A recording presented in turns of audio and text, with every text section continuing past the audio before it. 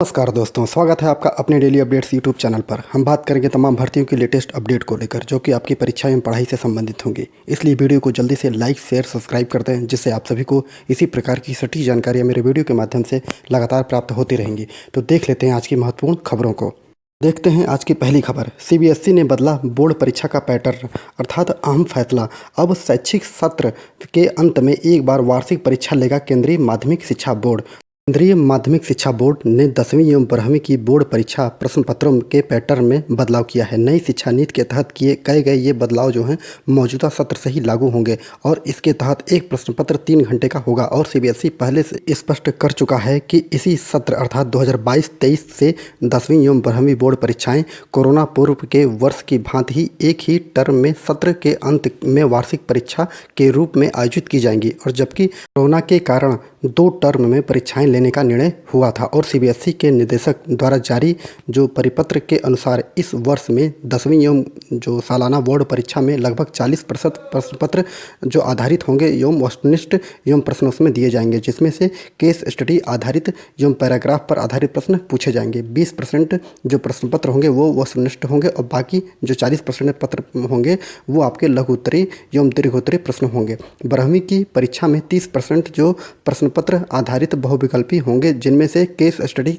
एवं पैराग्राफ आधारित प्रश्न पूछे जाएंगे। 20% जो होंगे वस्तुनिष्ठ होंगे और जबकि शेष जो होंगे जो 50% जो होंगे वो लघु उत्तरीय एवं दीर्घोत्तरीय शॉर्ट आंसर एवं लॉन्ग आंसर पूछे जाएंगे। सीबीएसई के अन्य वरिष्ठ अधिकारी ने बताया कि बोर्ड ने पहले की तरह ही वार्षिक परीक्षाओं का निर्णय सभी जो हितधारकों की प्रतिक्रिया लेने के बाद लिया है। ये परीक्षाएं 3 घंटे की होंगी। जैसा कि आप सभी को पता है कि सीबीएसई ने अपने पैटर्न में बदलाव किया था कोरोना के कारण। कोरोना के पहले वार्षिक परीक्षाएं होती थी, लेकिन अब कोरोना खत्म हो चुका है, कोरोना की कोई टेंशन नहीं है। अब फिर से वही पुरानी व्यवस्था, मतलब कि आपका जो पेपर होगा वार्षिक साल के अंत में जो पेपर लिया जाता था उसी प्रकार अब पेपर होगा, लेकिन परीक्षा पैटर्न में भी बदलाव कर दिया गया है। अब आपके जो शॉर्ट आंसर, लॉन्ग आंसर होंगे और बहुविकल्पी प्रश्न भी आपके पूछे जाएंगे।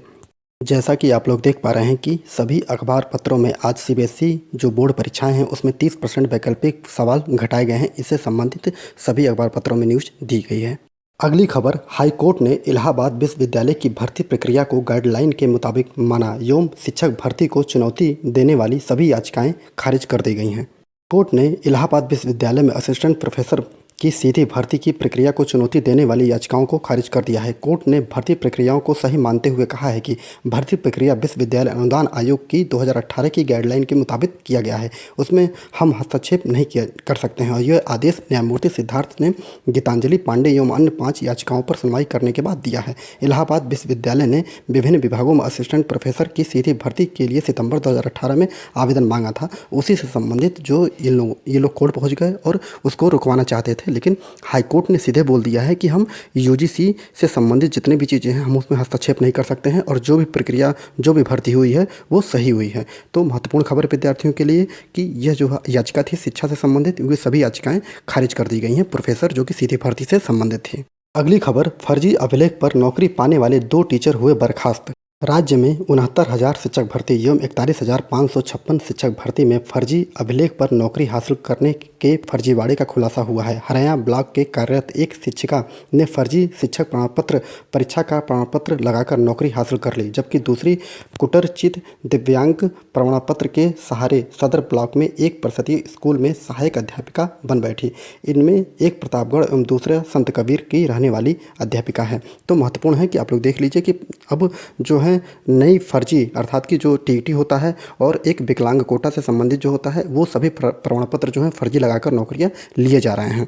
बीएसए कार्यालय के अनुसार 2021 में हुई 69,000 सहायक अध्यापक के द्वितीय चरण में आवेदिका कुसुम गौतम का चयन हरैया ब्लॉक के प्राथमिक विद्यालय अशोकपुर में सहायक अध्यापिका पद पर हुआ था। अभिलेख में कुसुम गौतम का पता सदहीपुर वार्ड नंबर 4 पोस्ट पट्टी जिला प्रतापगढ़ दर्ज है और चयन के बाद प्रमाणपत्रों के सत्यापन में कुसुम गौतम का शिक्षक प्रमाणपत्र जो है टीटी का प्रमाणपत्र जो ऑनलाइन प्रदर्शित न होने पर सत्यापन के लिए भेजा गया था। साथ ही स्कूल में तैनाती के साथ ही वेतन अपहरण पर रोक लगा दी गई थी और जांच में कुसुम गौतम का टीटी प्रमाणपत्र जो होता वो फर्जी पाया गया था। तो आप लोग देख सकते हैं कि अब ये लोग सत्यापन, क्योंकि 69,000 हो गया, 68,000 हो गया या जो टीचर भर्ती हो गया, कोई भी टीचर भर्ती हो, उसमें जब सत्यापन के तहत पकड़े जा रहे हैं लोग, तब ये खुलासा हो रहा है। तो आप लोग देख पा रहे हैं कि जिस प्रकार यूपी जो एसआई भर्ती है उसमें जब दौड़ होगी फिजिकल में सभी लोग पकड़े जा रहे हैं। तो जब सत्यापन होगा सही तरीके से, अब तो सत्यापन नौकरी के बाद मतलब कि नियुक्ति के बाद सत्यापन की बात कर दी गई थी, नहीं तो सत्यापन जो है उसको नौकरी अर्थात नियुक्ति के मिलने से पहले ही सभी डॉक्यूमेंट का सत्यापन कर लेना चाहिए, उसके बाद ही नियुक्ति पत्र प्रदान करना चाहिए। लेकिन अब ये सोचने वाली बात है कि इतने दिन नौकरी के बाद 69,000 शिक्षक भर्ती आज की नहीं है, 3-4 साल हो गए 69,000 भर्ती को। अब सोचिए कि इन लोगों ने तनख्वाह भी उठा लिया है, इनके खिलाफ सरकार को, प्रशासन को कठोरतम कार्रवाई करनी चाहिए और इनसे पूरा पैसा वसूल करना चाहिए। अगली खबर उत्तर प्रदेश टीजीटी पीजीटी 2021 से संबंधित है। दिव्यांगता प्रमाण पत्र पर उठे सवाल अर्थात शिक्षक भर्ती प्रतियोगी छात्रों का दावा, टीजीटी पीजीटी भर्ती में लगे सैकड़ों जो फर्जी प्रमाण पत्र हैं वो फर्जी पाए गए हैं। उत्तर प्रदेश में टीजीटी पीजीटी 2021 की भर्ती में चयनित अभ्यर्थियों के दिव्यांगता प्रमाण पत्र की वैधता अब सवालों के घेरे में आ चुकी है। चयनित दिव्यांग अभ्यर्थियों के सत्यापन के लिए माध्यमिक शिक्षा सेवा चयन बोर्ड की ओर से अलग से कोई मेडिकल बोर्ड गठित नहीं किया जा सका है और केवल प्रमाण पत्र देखकर चयन पर मुहर लगा दी जाती है। प्रतियोगी छात्रों ने दावा किया है कि पिछली भर्तियों में सैकड़ों फर्जी प्रमाण पत्र लगाकर कुछ लोगों ने नौकरियां पाई हैं और प्रतियोगी छात्र संघर्ष समिति की ओर से दिव्यांगजन सशक्तिकरण विभाग के अपर सचिव को पत्र लिखकर इस मामले में पूरी जानकारी देने की कोशिश की गई है और बताया गया है कि इसको जांच करवाने की मांग जो विद्यार्थी हैं वो लगातार कर रहे हैं। चयन बोर्ड ने विज्ञापन वर्ष 2011 के तहत टीजीटी पीजीटी लगभग 1800 पदों पर भर्ती की गई थी। इसके बाद जो विज्ञापन 2013 में तकरीबन 9,000 और विज्ञापन वर्ष 2016 में तकरीबन 9,200 पदों पर भर्ती की और टीजीटी पीजीटी के सर्वाधिक जो 15,198 पदों पर भर्ती विज्ञापन वर्ष 2021 के तहत की गई। प्रतियोगी संघर्ष जो छात्र समिति की ओर से दिव्यांगजन सशक्तिकरण विभाग के अपर मुख्य सचिव को लिखे गए पत्र में दावा किया गया है कि टीजीटी पीजीटी 2011, 2013, 2016 एवं 2021 में दिव्यांगता के सैकड़ों जो प्रमाण पत्र हैं वो फर्जी हैं। समिति की मीडिया प्रभारी प्रशांत पांडे का कहना है कि ज़्यादातर भर्ती संस्थाएं प्रमाण पत्र की जांच के लिए अलग से मेडिकल बोर्ड का गठन करती हैं, लेकिन उत्तर प्रदेश माध्यमिक शिक्षा चयन बोर्ड जो है सक्षम अधिकारी की ओर से जारी दिव्यांगता प्रमाण पत्र को बिना किसी जांच के हरी झंडी दे देता है और अगर प्रमाण पत्र फर्जी हैं तो किसी भी स्तर पर इसकी जाँच नहीं हो पाती है। यह सरकार की मंशा के कूल होने के साथ दिव्यांगजन के हकों का प्रहार है और समिति ने दिव्यांगजन अभ्यर्थियों की ओर से मांग की है कि इनकी अविलंब जांच करके दिव्यांगजन कोटे में चयनित समस्त अभ्यर्थियों की एक निष्पक्ष बोर्ड से दिव्यांगता की जांच कराई जाए और पाए जाने पर उनमें अगर कोई गलती करता है तो पाए जाने पर उन पर अभ्यर्थियों के विरुद्ध कार्रवाई की जाए और साथ ही ऐसे सभी चयन निरस्त कर दोषियों को दिए गए परिलाभों की वसूली की जाए। तो आप लोग अगर एक लाइन में बोलना हो तो महत्वपूर्ण ये है कि यहाँ पर जो विद्यार्थी हैं वो उत्तर प्रदेश में अगर दिव्यांगता से संबंधित प्रमाण पत्र बनवा लेते हैं तो अच्छा है, नहीं तो वो दूसरे राज्यों से बनवा के लाते हैं। और सबसे महत्वपूर्ण बात है कि उत्तर प्रदेश में जो भी शिक्षा विभाग से संबंधित कोई भी विभाग नहीं है जो कि उस कोटे जो कि उस प्रमाण पत्र का जो है जाकर जांच करे, तो उसी का लाभ उठाकर जांच नहीं होती है, इसी का लाभ उठाकर विद्यार्थी जो है दिव्यांग कोटे से भर्ती ले लेते हैं और वो अब आप सोच सकते हैं दिव्यांग कोटे से कितनी मेरिट जाती होगी, बस बैठ जाते हैं और आराम से उनको पता है कि कोई जाँच नहीं होने वाली है, जिसके कारण 2011, 2016, 2018 और 2021 में भारी जो है सैकड़ों विद्यार्थी जो हैं वो इस प्रमाण पत्र का उपयोग करके नौकरी कर रहे हैं।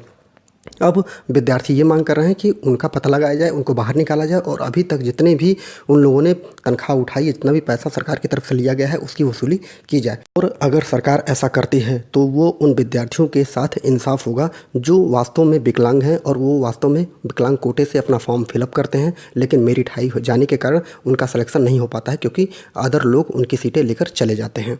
अगली खबर उत्तर प्रदेश टीजीटी पीजीटी 2022 से संबंधित विज्ञापन से संबंधित यहाँ पर खबर दी गई है कि टीजीटी पीजीटी प्रधानाचार्य के रिक्त पदों पर शीघ्र हो भर्ती अर्थात उत्तर प्रदेश माध्यमिक शिक्षा संघ की रविवार को बालसन चौराहे पर स्थित पार्क में हुई बैठक में मांग की गई कि टीजीटी पीजीटी एवं प्रधानाचार्य के 7,000 रिक्त पदों पर भर्ती की प्रक्रिया जो है शीघ्र शुरू की जाए। प्रदेश संरक्षक डॉक्टर हरिप्रसाद यादव ने कहा है कि तकरीबन सभी विद्यालयों में शिक्षकों के कुछ न कुछ पद खाली हैं, उनका अधियाचन भी चयन बोर्ड को भेजा जा चुका है, लेकिन विज्ञापन न आने के कारण रिक्त पदों पर जो भर्ती है वो फंसी हुई है, जिससे शैक्षणिक कार्यों में बाधा उत्पन्न हो रही है। लेकिन सरकार का ध्यान इधर नहीं जा रहा है। उधर चयन बोर्ड ने सभी 10 सदस्यों के रिक्त पदों को शीघ्र भी भरने की मांग की है।